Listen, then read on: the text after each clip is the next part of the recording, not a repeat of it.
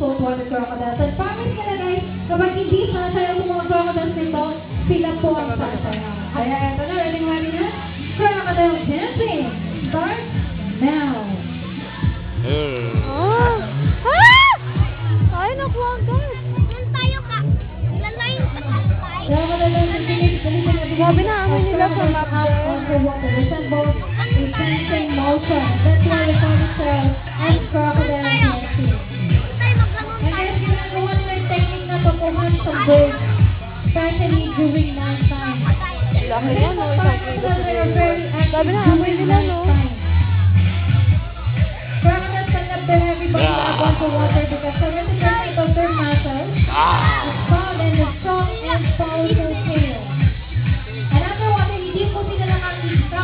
Another word, Ang galing na yung buntot yata yung nakatulong nila eh, no? Ha? Yung buntot yung nakatulong na pataas. Ayun, no? Hindi sila nila nakikita. Naamoy ang nila. Mamili ka naman ng P-Partner. Kung tama po ang sagot niyo sa aming trivia question. Maganda. Anong pangalan ng pinakamaraming crocodile namin dito sa park? Tangi. Mga dalawa eh. Dalawang akat, eh, maganda, no?